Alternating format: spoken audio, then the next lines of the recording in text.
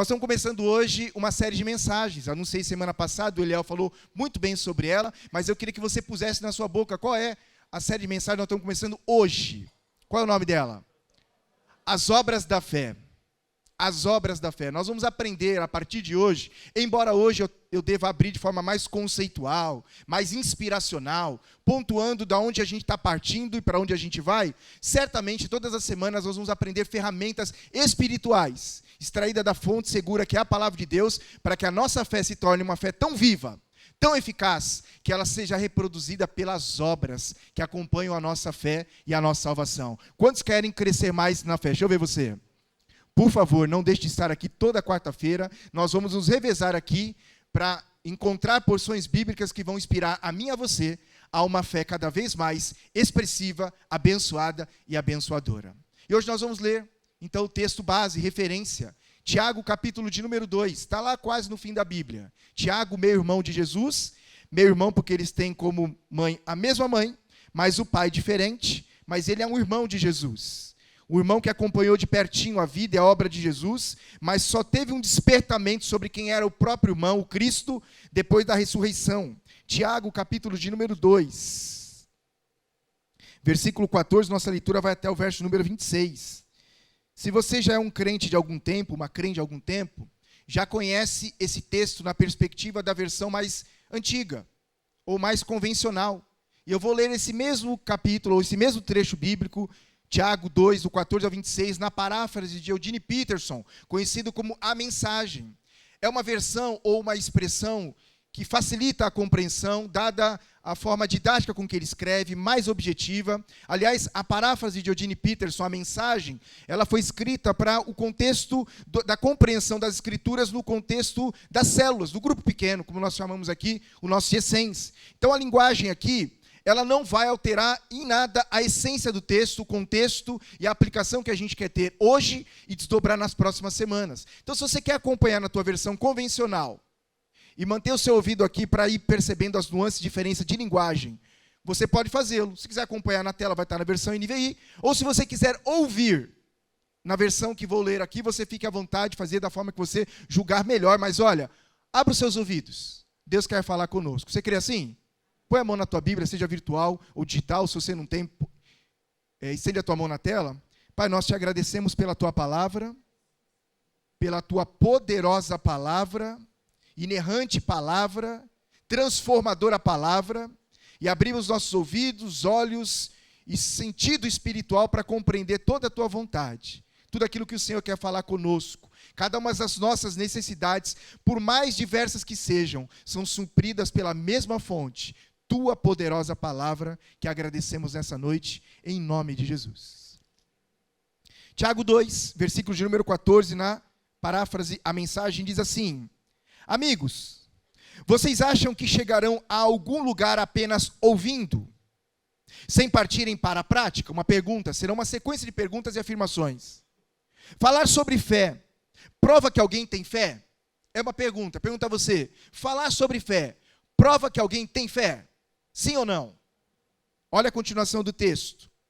Por exemplo, se você encontra um velho amigo desempregado, em situação difícil, e vendo suas lutas, você diz: meu amigo, Deus o ajude, seja abençoado, e depois vai embora sem nem lhe oferecer nada, aonde isso leva você? É outra pergunta. Não é óbvio que falar de Deus sem atitude coerente não tem o mínimo sentido? Verso 18. Já posso até ouvir um de vocês concordando, parece bom. Você toma conta da sua fé, eu cuido das obras. Vamos devagar, diz o autor aqui.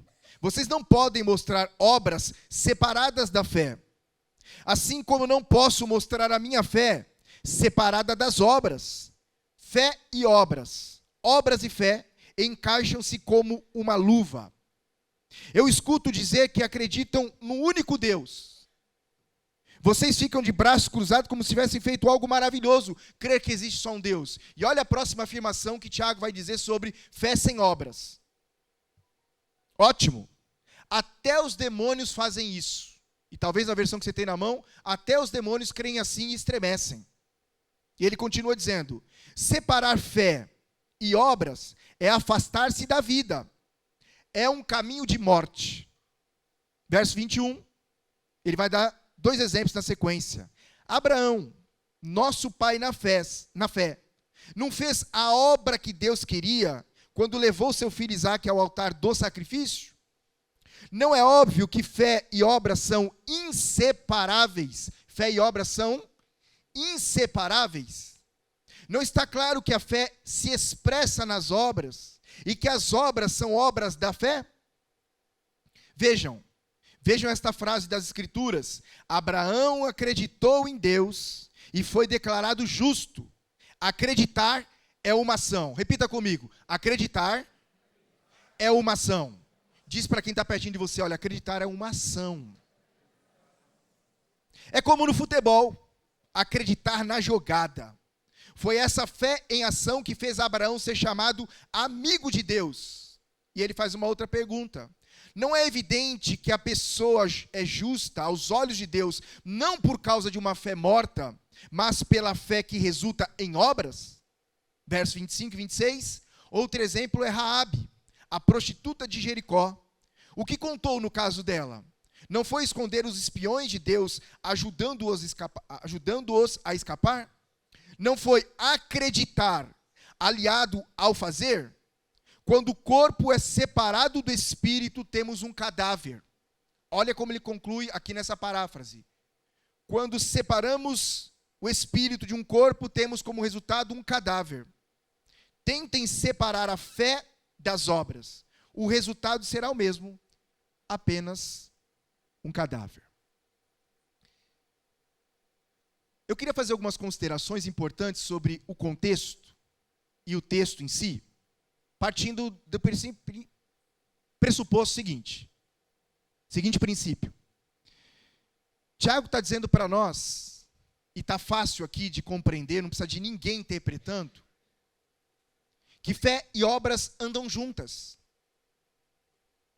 E ele vai usar 2 exemplos para ilustrar e talvez de alguma forma chamar a nossa atenção para um diagnóstico, uma análise, um autoexame pessoal sobre como é que nós correlacionamos isso com a nossa vida. Como é que isso tem ocupação e lugar na nossa vida. Ele vai dizer no primeiro exemplo que crer que há um único Deus. Quantos aqui creem que há um único Deus e Senhor? Quantos? O apóstolo aqui, Tiago, irmão de Jesus, meu irmão de Jesus, ele afirma que se nós pararmos só nesse nível de uma fé pessoal, mística e intangível, nós chegamos no nível dos demônios. Uma fé igual a dos demônios. Olha que coisa grande para trazer um impacto para a nossa compreensão.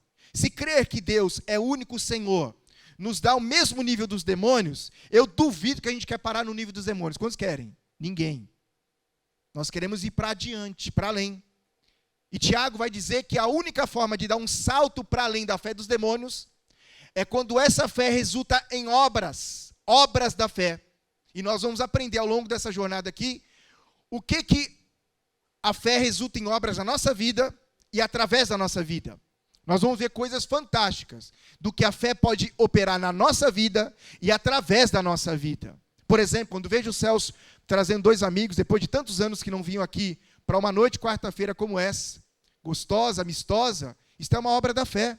É alguém que não crê que a salvação é uma coisa de caráter ou de foro íntimo e pessoal só. Ela começa na nossa pessoalidade, na nossa individualidade, mas ela se expressa na nossa coletividade. Alguém que foi alcançado pela salvação de Jesus, sabe que todos os homens precisam ser alcançados também. E porque tem essa compreensão e revelação, começa a trabalhar, produzir obras que levem outros à mesma salvação que eu e você um dia experimentamos. É ou não é assim? Mas a pergunta, é assim que a gente vive todo dia?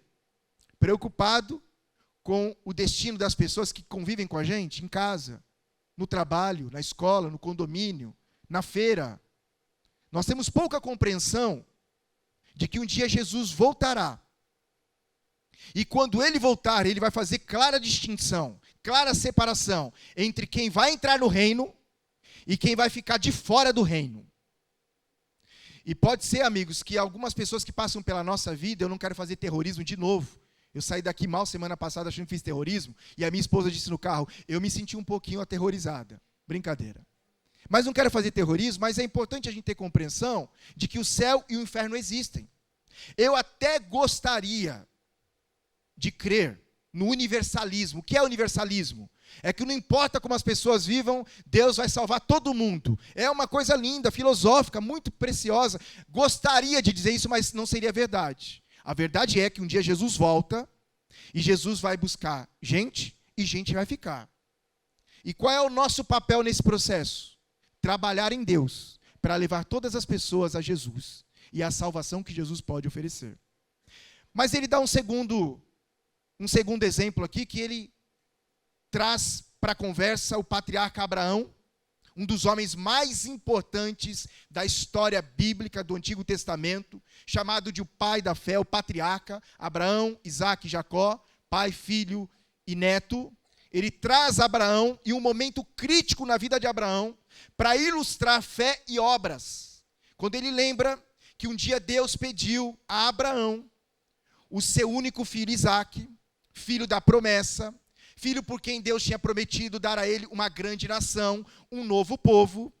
Aos 100 anos ele gera esse filho, e agora lá pelas tantas, quando o menino é adolescente ou pré-adolescente, não sei ao certo, Alberto, até rimou ao certo, Alberto, não sei ao certo em que momento exatamente, mas Deus pede para Abraão ir a um monte com o seu filho e sacrificar aquele filho a Deus.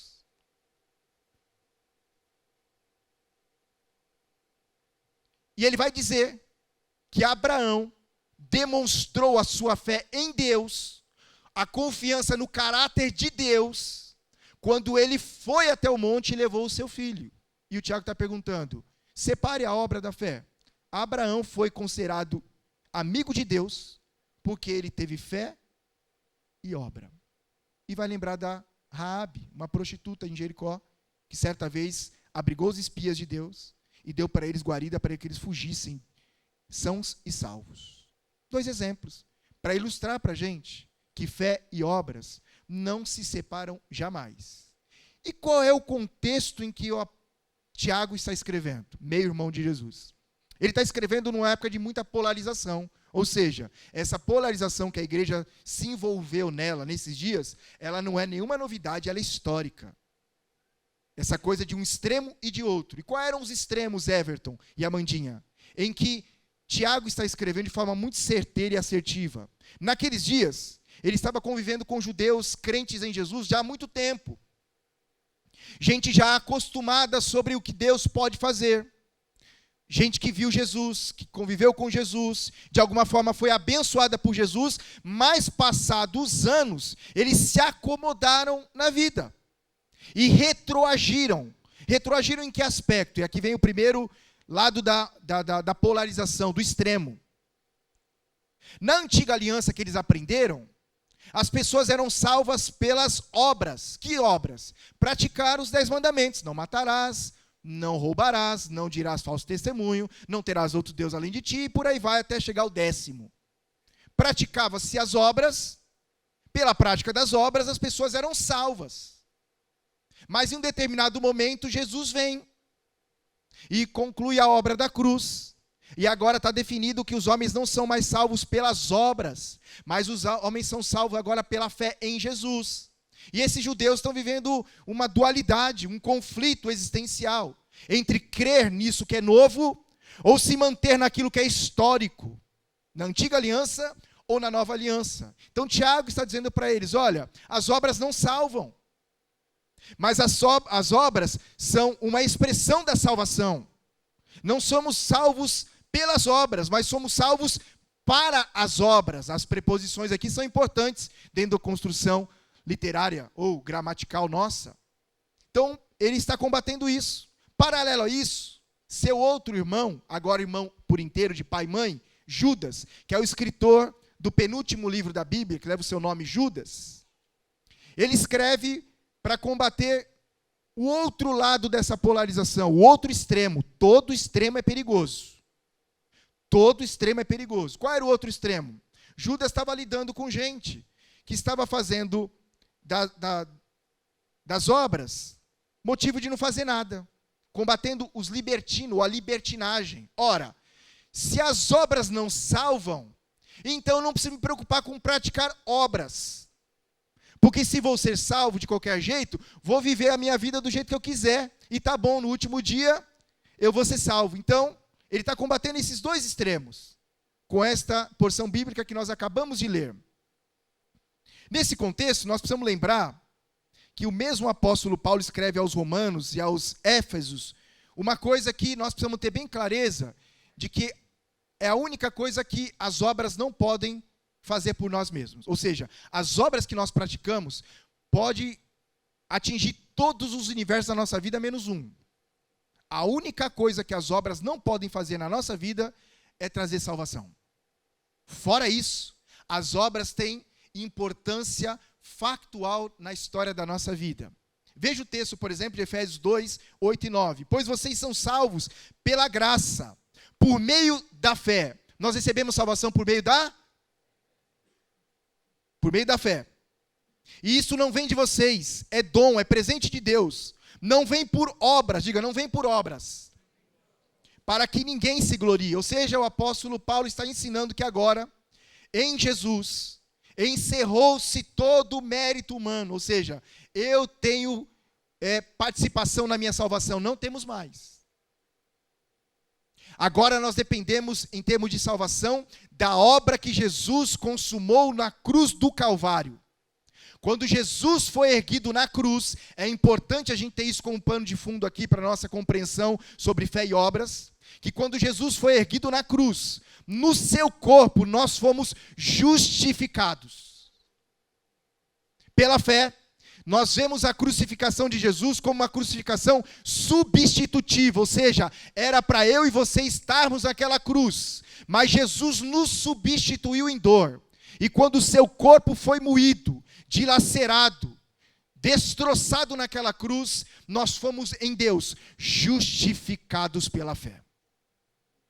Quando Jesus derramou todas as gotas de sangue do seu corpo, drenado naquela cruz, esvaziado do sangue, nós fomos perdoados naquela cruz. Ou seja, aquilo que os homens faziam pela religião, pelo esforço e meritocracia, foi lançado tudo sobre Jesus. E na obra da cruz nós fomos justificados, nós fomos perdoados. A nossa salvação vem de Jesus, não vem das obras. Está claro até aqui? Porque eu preciso avançar um pouquinho mais com vocês.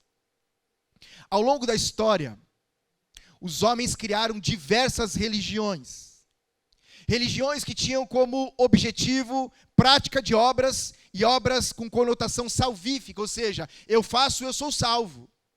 Alguns um pouquinho mais moderados, pensavam na questão das obras e da religião como uma parceria entre Deus e os homens, ou seja, uma parte Deus faz, outra parte eu faço, e no final das contas a salvação para mim.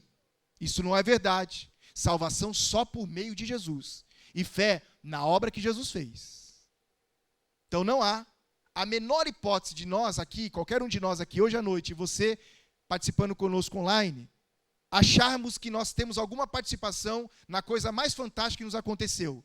Nossa salvação. Estávamos destinados à morte, ao inferno e à destruição, mas Jesus fez a obra de amor. Essa obra nos alcançou e agora nós estamos justificados, perdoados e salvos pela obra de Jesus. Vou te fazer uma pergunta para você introspectivamente avaliar. Você já foi alcançado por essa obra? Você já recebeu a obra de Jesus na cruz como sendo suficiente para a sua salvação e para a sua eternidade com Deus o Pai? Porque se ainda não, hoje à noite há uma oportunidade de você crer nisso. Você se posicionar nisso e viver em paz com a obra que Jesus fez. Mas esse não é o assunto principal para agora. A questão é que nós vamos trabalhar daqui por diante, que a partir disso, a partir dessa revelação e dessas verdades, quais são as obras da fé que eu e você podemos fazer e viver uma vida mais santa, mais justa, mais abençoada, mais equilibrada, mais próspera? Quantos querem uma vida assim? Eu quero. Aí nisso Deus dá para nós a fé como instrumento e as obras como a prática da nossa fé. E é o que nós vamos pensar um pouquinho mais, já caminhando para o segundo terço desse encontro aqui. Agora, se as obras não salvam, Qual o papel das obras na nossa vida? As obras da fé é o que a gente vai aprender sobre o que a fé opera na minha vida e o que as obras da fé operam através da minha vida. E eu tenho certeza que você tem interesse nesse assunto, porque esse é o assunto principal que vai definir toda a jornada da nossa vida. Como nós correspondemos a Deus por meio da fé e que obras podem, então, glorificar a Deus e trazer uma vida abençoada para nós. Eu queria, então, com vocês, reler o texto. Posso? Você está com a sua Bíblia aberta aí? Nós vamos caminhar para os últimos 10 minutinhos dessa ministração, um tempo de música e de oração juntos aqui. Mas eu queria reler com você. E eu queria que você prestasse máxima atenção, seja na leitura que você vai fazer, ou que você vai ouvir daqui, você prestasse mais atenção do que você prestou no primeiro momento. Amigos, é Tiago, meu irmão de Jesus, dizendo: vocês acham que chegarão a algum lugar apenas ouvindo? Em outras palavras, vocês acham que alguma coisa vai acontecer na vida de vocês só vindo e frequentando o culto de quarta-feira ou de domingo? É uma provocação. Sem partirem para a prática? Falar sobre fé prova que alguém tem fé? Por exemplo, se você encontra um velho amigo desempregado em situação difícil e vendo as lutas desse amigo, você diz: meu amigo, Deus o ajude, seja abençoado, e depois vai embora nem oferecendo nada a ele, aonde isso vai levar você? Que incoerência é essa?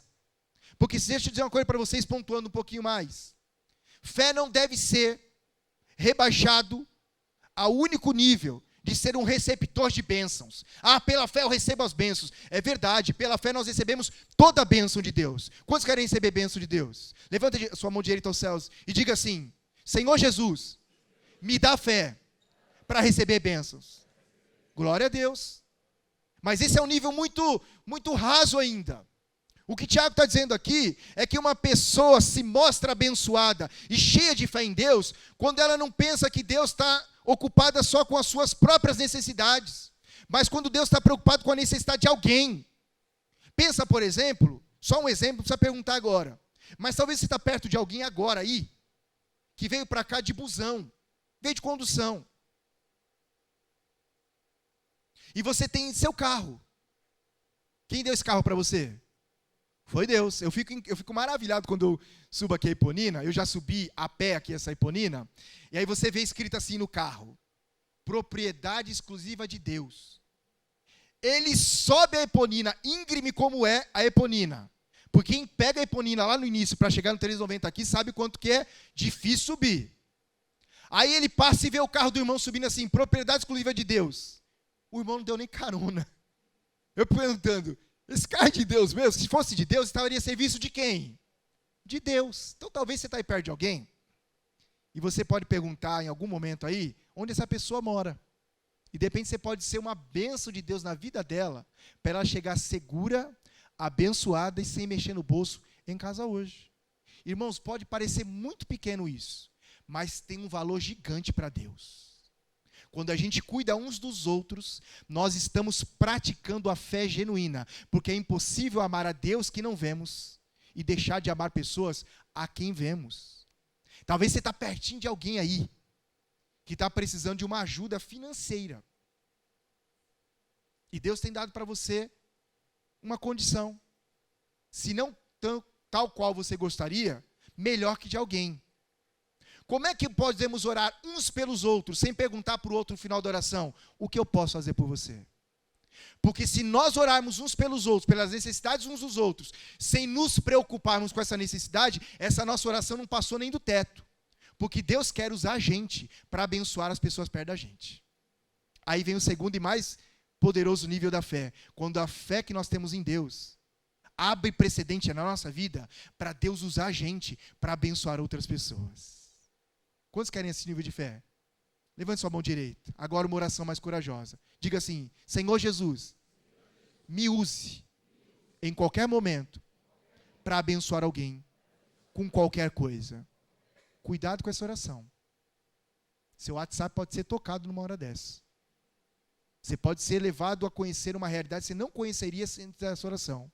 Mas se você conhecer a necessidade de alguém e puder ser a resposta de Deus na vida de alguém, seja, porque a pessoa mais abençoada é aquela que abençoa. É isso que o Tiago está dizendo. Que não dá para separar a fé mística, essa fé do vou orar por você, sem a prática do vou abençoar você com o que tenho.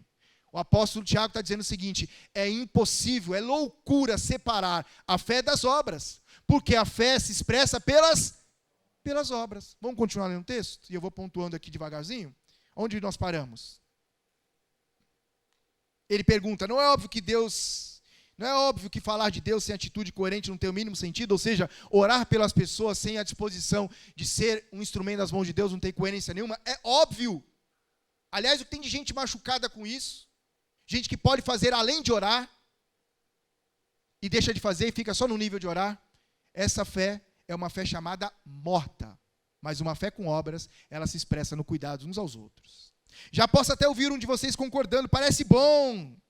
Você toma conta da sua fé, eu cuido das obras, ou seja, você é um homem de fé, você é um homem da pregação da palavra, você é um homem que está comprometido com a estrutura litúrgica do culto. Não! Eu sou um homem como você, eu sou uma pessoa natural como você, eu sou alguém que está disponível para Deus tanto quanto você está. Eu sou alguém que às vezes é insensível quanto você também é insensível. Não dá para separar que alguns têm um trabalho religioso e outros têm um trabalho social. Veja, por exemplo, nós somos uma comunidade que tem uma fundação há 25 anos. Essa fundação ela é primordialmente sustentada pelas ofertas que eu e você damos. Pelo meu e pelo seu dízimo. Pelas nossas contribuições que fizemos agora há pouco. Essas contribuições elas se somam e parte dela é para cuidar de pessoas carentes que jamais vão pisar nessa igreja, talvez. Que jamais vão vir aqui para dizer muito obrigado. Mas não é por isso que nós praticamos essa obra. E não é para salvação. É porque nós não queremos divorciar a nossa fé em Deus da nossa prática de fé em Deus. Então nós queremos as duas coisas. Cuidar do nível espiritual, mas também do nível social das pessoas. E não tem comunismo nisso. Pelo amor de Deus. Isso é pauta agenda dos céus. Retroage um pouquinho no primeiro capítulo, ou no terceiro, se não me engano. É o mesmo Tiago que vai dizer que a religião que Deus aceita é cuidar do órfão, da viúva, do pobre e do necessitado. É papel da igreja e não necessariamente do Estado cuidar dessa terra. Nós somos chamados para isso. Somos uma igreja que quer cuidar tanto do espiritual quanto do social. Porque a salvação de Deus é integral. É corpo, é alma, é espírito. Estamos envolvidos com isso. Você está também? Por que vocês estão quietinhos assim, irmãos? O silêncio eu espero de quem está em casa. Talvez, de repente, em casa está lá pensando, avaliando, escrevendo. Mas estamos juntos até aqui? Está fazendo sentido? Vamos continuar, então, a leitura aí, por favor. Vamos devagar. Vocês não podem mostrar obras separadas da fé, assim como não posso mostrar minha fé separada das obras. Fé e obras, obras e fé, encaixam-se como uma luva. Eu escuto dizer que acreditam num único Deus, mas vocês ficam de braços cruzados, como se tivesse feito algo maravilhoso. Eu creio em Deus. E? É essa pergunta que está proposta aí, uma tradução mais contemporânea. E? Ótimo, até os demônios fazem isso. Usem a cabeça. Separar a fé e obras é afastar-se da vida. É um caminho de morte. Abraão, nosso pai na fé, não fez a obra que Deus queria quando levou o seu filho Isaque ao altar do sacrifício, ou seja, há obras na nossa vida que Deus vai pedir para mim e para você, que eventualmente vai exigir um nível maior do que obediência. Obediência é uma obra da fé, mas há momentos na vida em que Deus vai levar a gente para a obediência e acrescentar a questão do sacrifício. Em algum momento, Deus vai pedir para mim e para você coisas que estão além da nossa compreensão e aparentemente capacidade de fazer. Veja que loucura talvez passou na cabeça desse Abraão. Feliz com o filho, filho da promessa, filho que Deus prometeu dar a ele. E só podia ser obra de Deus, porque tanto ele quanto a esposa, Sara, já eram avançados em idade. Ela já não tinha mais capacidade genética de reprodução. Aquele filho era factualmente obra de Deus. E naquele filho repousava, Gislaine, uma expectativa que ia para além daquela família. Estava ali em Isaque cumprida uma promessa que Deus havia feito a ele. quando em um determinado momento pediu para que ele saísse da sua tenda, que ele olhasse as estrelas dos céus e dissesse, perguntando a Abraão, Abraão, você pode contar essas estrelas? Ele diz, eu não posso. Deus diz para ele o seguinte, olha, por meio de você vai ser uma numerosa nação que eu vou produzir, uma raça nova de gente. Tenta contar a areia do mar. É assim que eu vou fazer na tua vida, e vai começar por Isaac. Aí em um determinado momento, Deus do nada, sabe aqueles do nada de Deus na nossa vida? Do nada, é uma expressão que talvez fique mais fácil para a gente compreender. Do nada, Deus pede para nós o que nós não estamos dispostos a dar a Ele. Já aconteceu alguma coisa assim na sua vida? Deus te pediu um negócio que não tinha lógica nenhuma? Quando já viveram essa experiência? Se você obedeceu o que Deus te pediu, você sabe qual é o resultado. Deus nunca tira nada da gente. Quando Deus nos pede alguma coisa, Deus quer ampliar aquela coisa na nossa vida e não tirar da gente. Vocês conhecem o final da história? É lindo, é célebre.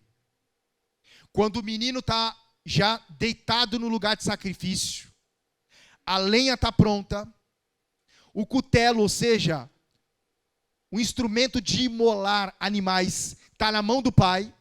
Isaac dá uma olhada panorâmica ao redor e diz assim, pai, está tudo prontinho aqui para um sacrifício. Mas cadê o cordeiro? Aí Abraão se levanta e diz assim, Deus proverá para si mesmo um cordeiro. E depois que Abraão expressou sua fé prática em Deus, a Bíblia diz que de trás um carneiro fez um barulho alto. Deus proveu. Como é que saiu aquele pai e filho daquele lugar? Com a fé muito mais forte do que antes de subir aquele monte. Por quê? Porque quando a nossa fé é testada em obediência, em sacrifício, a nossa fé se torna uma coisa muito mais consistente, robusta, forte e abençoada. Cristaliza a nossa fé. E ele vai falar da prostituta Raabe também, da experiência dela, que sacrificou a sua própria segurança, pôs em risco a sua própria vida para guardar os homens que Deus havia enviado àquela cidade para espiá-la. Obediência, sacrifício. Todas as vezes que Deus nos chama a isso, Deus está nos chamando para aumentar o nosso nível de fé, confiança, segurança e amor por Ele. Se você tem nesses dias, talvez seja profético para vocês que eu vou dizer agora, se talvez nesses dias, você tem clareza que Deus está te pedindo uma coisa, além da sua capacidade de realização, fora dos seus interesses pessoais, e você tem resistido, nessa noite eu quero dizer para você, abra mão disso, faça o que Deus tem te mandado fazer, do jeito que Deus tem te mandado fazer, e você vai ver que Deus proverá algo que você jamais poderia prover por você mesmo. O nosso Deus é bom, o nosso Deus é justo.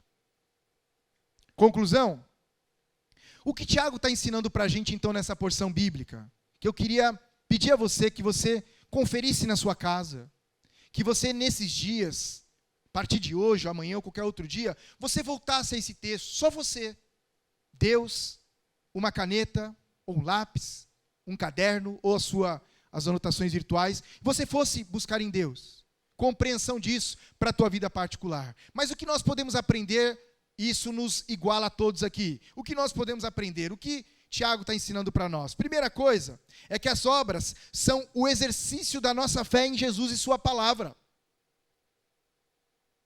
As obras são a oportunidade que Deus nos dá para exercitarmos o campo da vida, a fé que nós temos em Deus e em sua palavra, ou seja, está escrito, eu creio, Robson, e porque creio, logo eu vou fazer assim. E quando nós fazemos aquilo que Deus seguramente nos pediu para fazer e que temos segurança na palavra, vira-se um campo de exercício e a nossa fé fica mais forte. Quantos aqui frequentam a academia? Deixa eu ver. Está sentindo os músculos mais tonificados? Pode perceber, pode não ter, assim, tanto quanto você gostaria, até porque você talvez não seja tão regular como eu não sou. Mas é tão bom quando você vê resultados daquilo que você faz. Começa a ver a coisa tonificando, se consolidando, ficando mais consistente. A fé é igualzinho. Ela só vai crescer, ela só vai robustecer se eu e você praticarmos. E qual é a prática da nossa fé? São as obras. O que são as obras? Vamos continuando. O que a gente pode ser aqui nessa noite ensinado e que Tiago está trazendo para nós? Que a fé precisa se expressar em obras. Do contrário, ela é morta. Fé sem obras é morta. Para a fé ter vida, o que ela precisa? Deixa eu fazer aqui um exercício, eu ensinei certinho, se você compreendeu. Como é que a gente atesta que uma fé é viva? Quando ela tem? Te induzir. Uma terceira coisa que a gente pode aprender com o Tiago aqui, que ele está nos ensinando. Que fé e obras se complementam. Uma necessita da outra. Fé e obras. Obras e fé. Dá para separar uma coisa da outra? Dá para ter aquela vida assim, a minha vida religiosa e a minha vida natural? É possível. Mas tem muita gente que vive assim. Tem muita gente que vive assim. Como se tivesse duas vidas. Uma vida religiosa, uma vida espiritual e uma vida normal, uma vida carnal. Isso é separar a fé de obras. Porque as obras mudam a fé muda as nossas vidas. E a nossa vida muda por causa das obras. Outra coisa que a gente pode aprender aqui com o Tiago é que nós não somos salvos pelas obras, mas nós somos salvos para as obras. Vamos entender esse paralelo?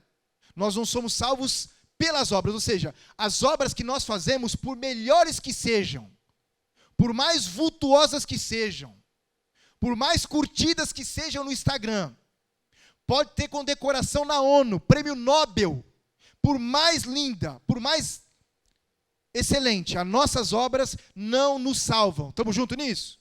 Não somos salvos pelas obras, diga isso. Mas somos salvos para as obras, diga isso também. Diz para alguém que você tem muita liberdade aí, olha, você foi salvo ou salva para as obras. Eita, que cochicho bom. Efésios 2:10.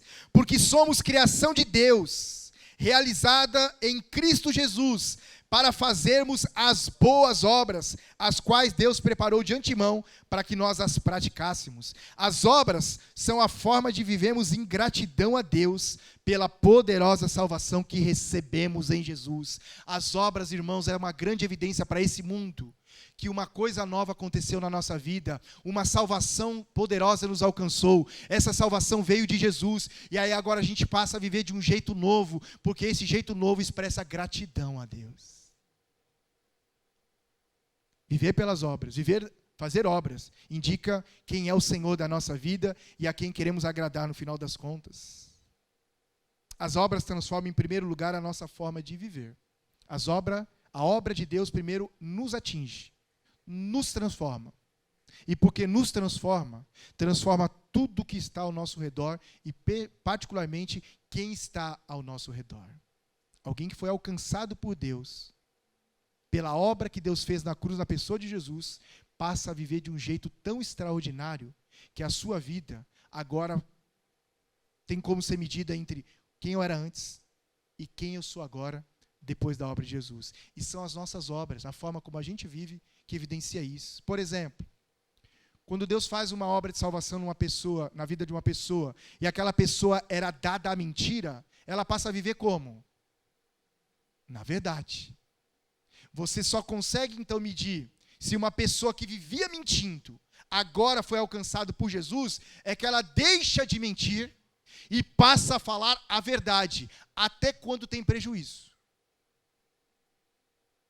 A pessoa era fofoqueira, passou a frequentar a igreja, ouvir sermões, entregou a vida a Jesus, recebeu uma poderosa salvação, ela deixa de ser fofoqueira, ela começa a falar bem de todo mundo, ela começa a ver virtude nos outros. Se tem uma coisa que fofoqueiro é invejoso. Todo fofoqueiro e fofoqueira é invejoso. Vê nas virtudes dos outros o contrário do que ela é.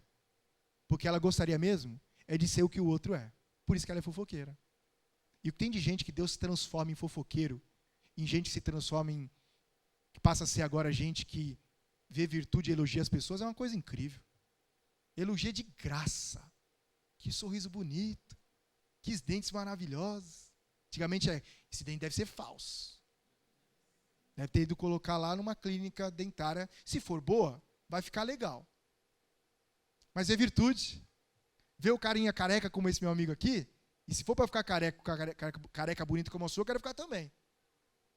Vê virtude e fala, cara, que cabeça bonita.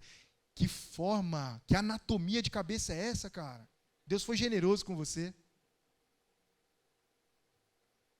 Vê o cara magrinho, vê você magrinha e diz assim, ô Sandra, certeza que você está se cuidando, hein? Mas quando é fofoqueiro, Certeza que está tomando uns negócios. Foi lá no Jorge e alterou as fórmulas para ficar magro mais rapidinho. Vê virtude. Porque as obras de uma pessoa que foi alcançada por Jesus, geralmente é completamente diferente do que era antes. Era ladrão, agora passa a trabalhar e dá para os outros. Subtraía, agora está somando. Era alguém que vivia dividindo as pessoas, agora está juntando. É alguém que era inimigo de Deus, agora é íntimo de Deus. Era alguém que tinha aversão à Bíblia, agora tem prazer nas Escrituras. Achava que uma reunião como essa era juntamente gente hipócrita, agora vê essas pessoas como irmãos e irmãs em Jesus. Era violento, agora é doce, gentil, é amável. Gritava para ganhar discussão, agora é capaz de ouvir com atenção e entender que a pessoa tem razão nas ponderações que está fazendo. É alguém que julga que a vida não é para ser vivida no aspecto de é tudo para mim. Tem coisa que é para você. Era egoísta, agora é altruísta. Não tinha interesse nas pessoas, agora se interessa por tudo que ela quer dizer. É alguém que ama como Jesus ama. As obras evidenciam a nossa fé. Sabe quando é que esse mundo que nós cantamos agora, do amor que vai encher o nosso coração e transformar o mundo, sabe quando esse mundo for transformado? Quando eu e você unirmos fé e obras na prática da nossa vida diária, em casa, no trabalho, na escola, onde quer que estejamos, nunca separar a vida com Deus da vida com as pessoas. Amém? Vamos ficar em